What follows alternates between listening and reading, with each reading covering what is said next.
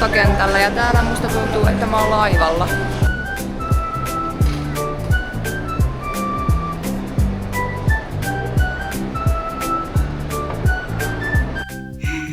Estoy aquí.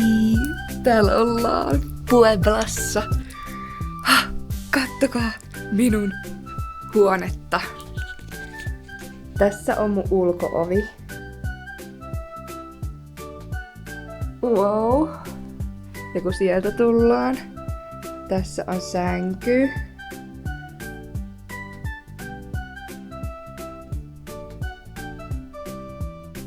Wow, tää on niin hienoa. Siis tää seinä. Wow. Ja mulla on täällä oma pieni keittiö. Liesi, jääkaappi mikä ei oo päällä.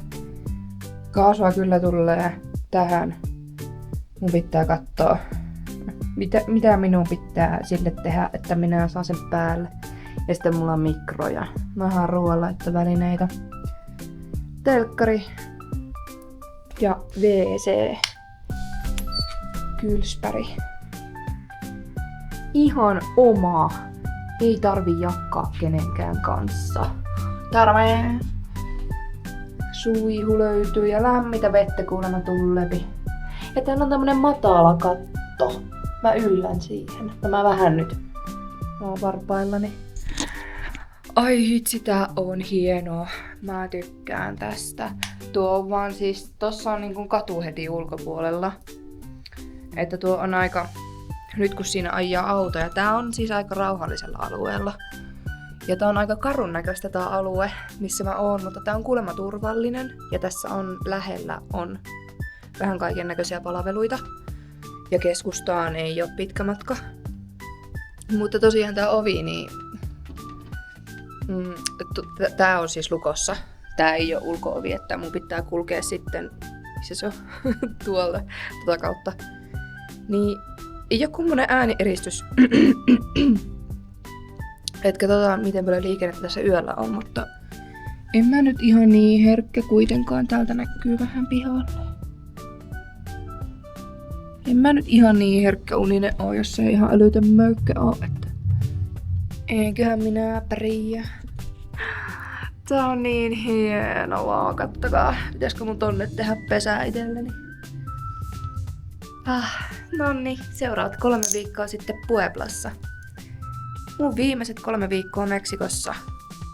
Sitten 2 yötä vielä Oaxacassa ja ellei nyt tuu jotakin suunnitelman muutoksia. Minusta ei ikinä tiedä. Mutta näillä näkymin hyvin todennäköisesti 2 viimeistä yötä sitten Oaxacassa ja sitten mulla on Oaxacasta lento Suomeen. Ai vitsi, mä kyllä ootan Suomeen jo innolla.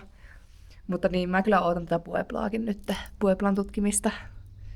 Mun pitäisi lähteä nyt kohta kauppaan hakemaan vähän ruokulijuttuja, niin saan sapuskaa viennettyä, mutta joo, katsotaanpas nyt.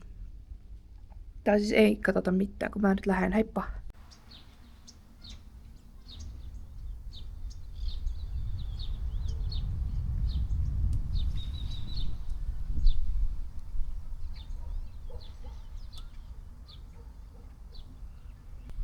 Tervehdys. Mä oon nyt muutaman päivän ollut täällä Pueblassa. Ja mä oon käynyt kävelemään tuolla kaupungilla, tutkinut sitä ja katsellut paikkoja. Ja mä voin sanoa, että tää on heittämällä kaunein kaupunki näistä Meksikon kaupungeista, missä mä oon ollut. Tää on ihan tajuttoman kaunis. Mulla on se majoitus on ihan siis historiallisen keskustan vieressä. Siitä ei ole todellakaan pitkä matka sinne keskustaan. Mutta mä tulin nyt tämmöiseen kaupunkipuistoon, mikä on 2 kilsan päässä minun majoituksesta. Ja ai vitsi, että tekee hyvää olla täällä. Mulla on siis niin ikävä mettää ja luontoa. Ja ei tää nyt ihan mettä oo, mutta tää on nyt vähän lähempänä kuin tommonen kaupunkiympäristö. Kun mä oon siis melkein 5 kuukautta ollut nyt vaan kaupungeissa ja sitten vielä Suomeen verrattuna niin isossa kaupungeissa täällä Meksikossa. Ja kyllä mä huomaan, että mua alkaa oikeasti väsyttää. Se, että mä oon aina vaan kaupungeissa, kaupunkiympäristössä. Ja oon mä jo käynyt silleen vuorilla pari kertaa, vähän päässyt mettiin. Mutta se, että siis valtaosan ajasta mä oon ollut kaupungeissa. Niin on kyllä siis nyt viime aikoina varsinkin huomannut, just tuolla Mexico Cityssä ja nyt täällä Pueblassakin, vaikka mä toki siis nautin siitä, että mä pääsen tutkailemaan tätä kaupunkia. Tää on kaunis kaupunki, mä pääsen katselemaan kauniita rakennuksia, maisemia. Mutta kyllä mulla oikeasti alkaa olla ihan kauhea kaipu luontoon, Suomen luontoon. Että kyllä mulla on nyt vielä 3 viikkoa tässä aikaa Meksikossa. Nautin kyllä edelleen ihan täysillä ja aion ottaa kaiken tästä irti, mutta oon myös ihan todella iloinen Suomeen paluusta. Siitä, että pääsin oikeasti Suomeen. Kauhea Suomi, ikävä kyllä. Iskenyt nyt ja nyt kun tietää, pystyy niin oikeasti laskemaan niitä päiviä, että enää ei ole paljon ja näkee kohta Iineksenkin ja kyllä tekee hyvää. Mutta joo, mulla on ehkä ollut just vähän semmonen väsynyt olo kaikkeen. Mä oon siis nukkunut ihan todella paljon. Ei oo mitään univelkaa varsinaisesti kertynyt, mutta jostain syystä mä oon nukuttanut. Mä oon saattanut nukkua melkein 12 tuntia yössä. Että joo, unta on kaivannut. Nytten tuli kyllä semmonen fiilis, että teki mieli ottaa kamera ja kuvata vähän tätä maisemaa. Tuolla on tuo Riippusilta. Mä haluan mennä siihen. Jussu Ilmanen. Kai se on. Mä oon kerran ollut siellä vuorilla San Joseessa. Mentiin kaverin kanssa tommosessa Riippusillassa siellä niinkö rotkon päällä, niin se maksoi. En muista paljonko. Olisiko ollut noin 5 €, että sai mennä siitä. Mutta se oli kyllä hieno. Joo.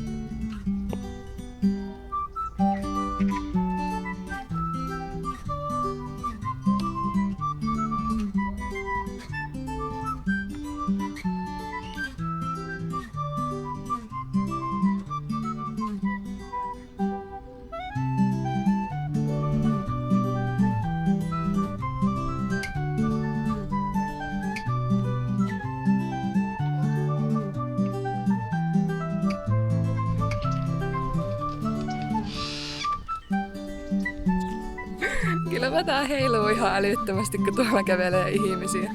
Ei meinaa tasapaino pysyä.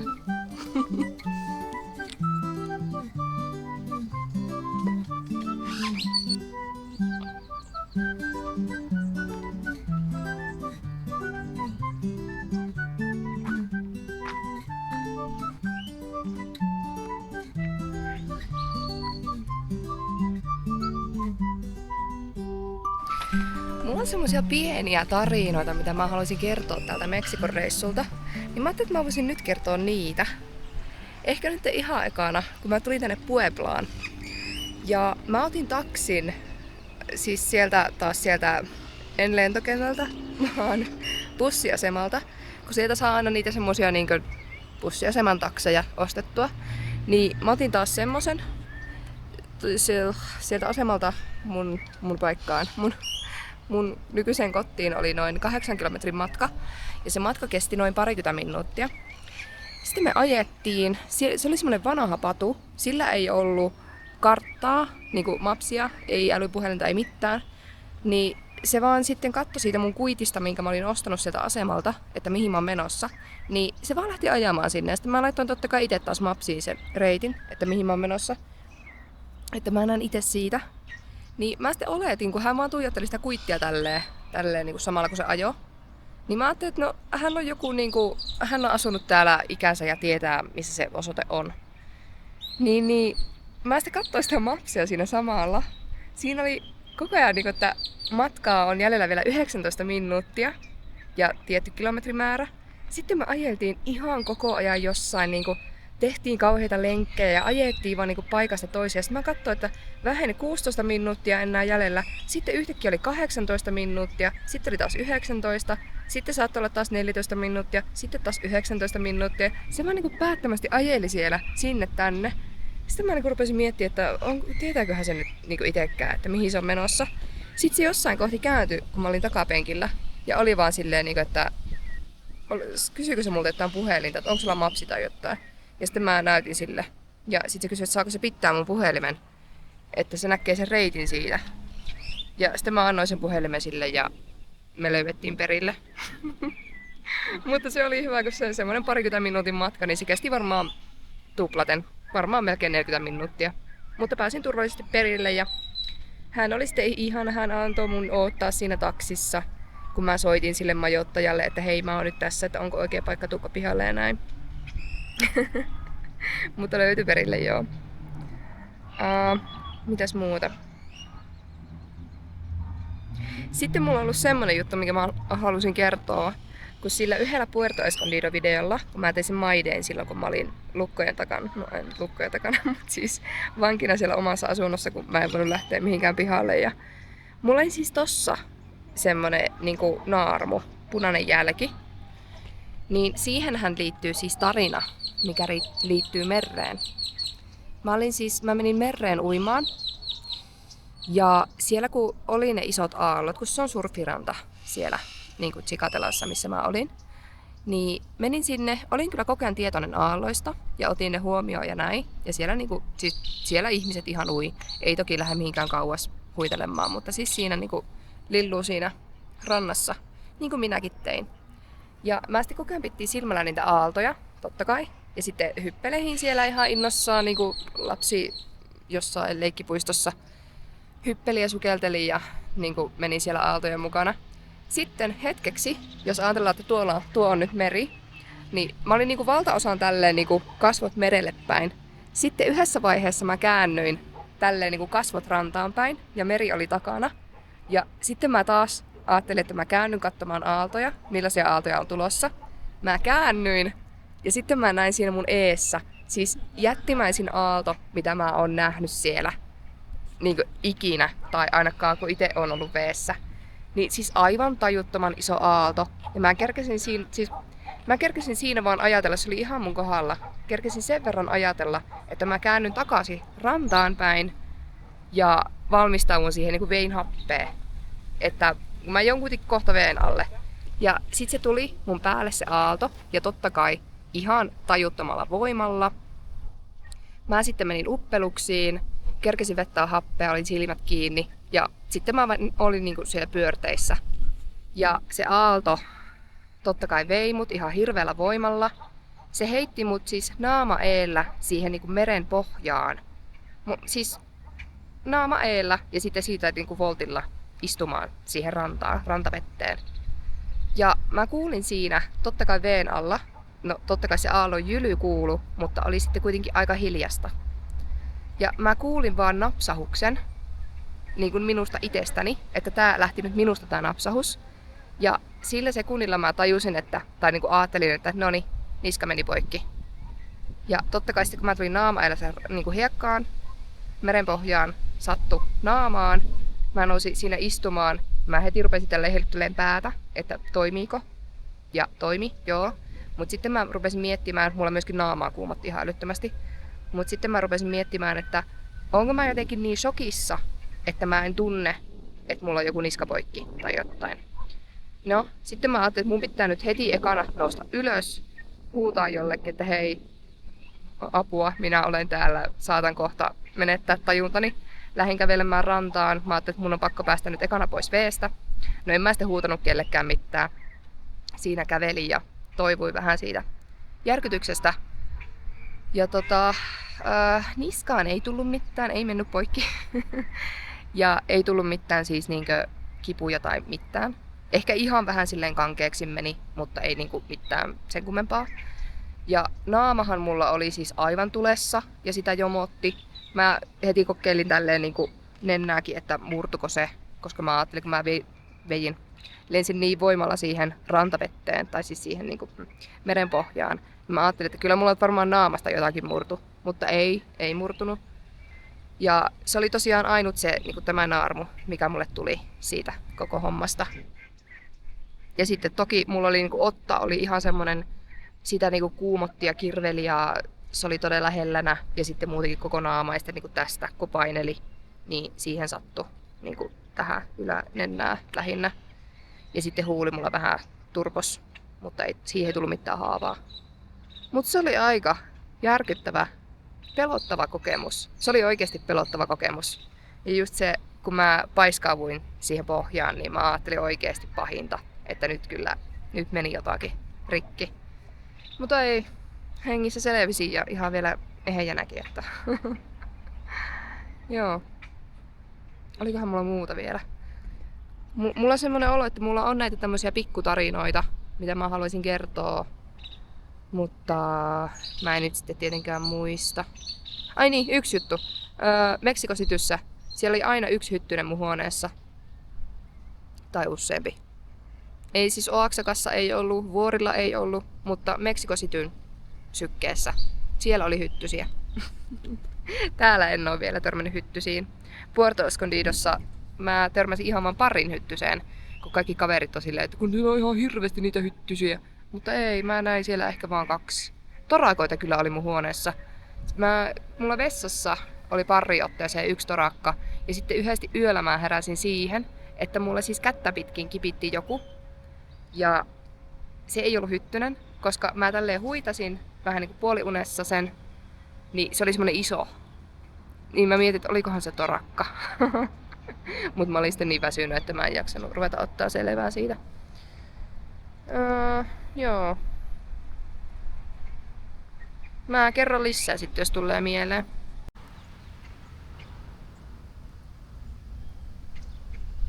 Ei kyllä ihan hirveästi tekisi mieli mennä uimaan tänne.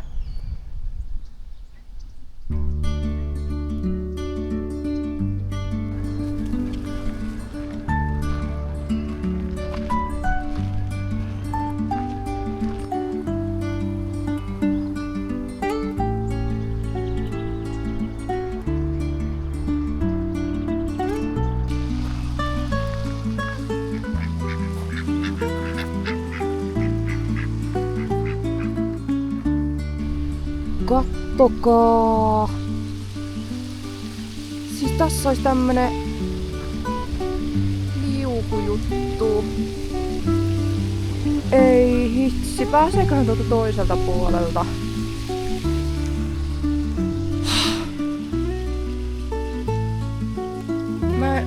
Hetkinen. Se on niinku tuolla. Vitsi, mä kyllä nyt selvitän tän. Mä haluan.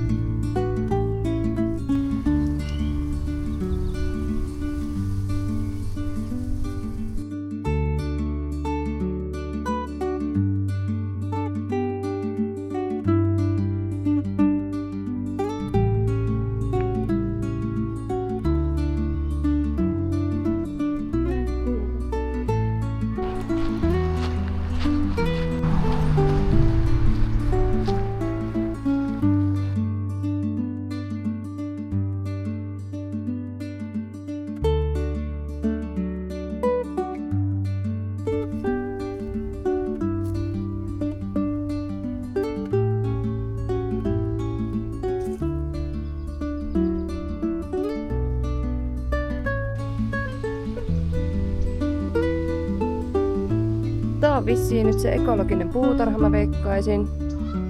Mä haluan tänne tulla joku päivä. Toivottavasti mä myöskin tuun, koska mä myöskin sanoin siitä saunasta, että mä haluan mennä sinne uudestaan joku päivä Mexico Cityssä. No, en mennyt. Ja sitten toinen oli Temascal, missä me silloin Carlosin kanssa käytiin. Mä ajattelin, että mä haluan tällä Meksikon reissulla käydä siinä vielä uudestaan. Mutta mä en ikinä mennyt ja tuskin tuun menemäänkään. Mutta tää nyt on semmonen, tää on lähellä ja tää on semmonen paikka, missä mä haluan käydä, niin enköhän mä tuolla nyt joku päivä käy. Katsotaan.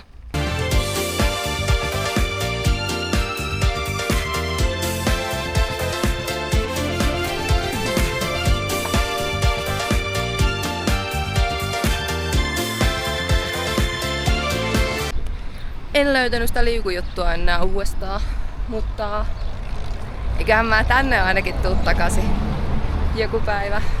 Kyllä siis kaiken tän kaupunkielämän jälkeen huomaa, että miten ihan siis vaan puistossa, rakennetussa ympäristössä, niin kuin tämmöisessä puistoympäristössä, kuin hermosto rauhoittuu. Ai että. Teki kyllä niin hyvää käydä tuolla. Vaikka tonne kuuluu siis jo liikenteen möly ja siellä on ihmisiä ja just niinku ei ole semmoista luonnollista mettää, mutta teki hyvää.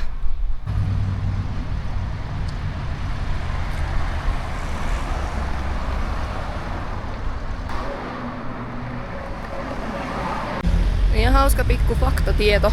Meksikossa ei tankata itse, vaan siellä on aina joku tankkaamassa sun auton. Sä ajat vaan siihen tankkauspisteelle ja sanot, että paljonko laitetaan tai kuinka monella pesolla. Ja siellä on työntekijä, joka hoitaa tämän sitten. Ja samaten, ehkä tää on joku Amerikka-juttu, mutta kun menee johonkin supermarkettiin, tai ei tarvi olla edes mikään valtava hypermarketti, niin siellä on siis työntekijä pakkaamassa sun ostokset. Ja siitä tulikin mieleeni, tai siis huomasinkin, että saavuin tähän Chedrauiin, mihin oli tulossakin ruokakauppaa. Tää onkin hauskan näköinen.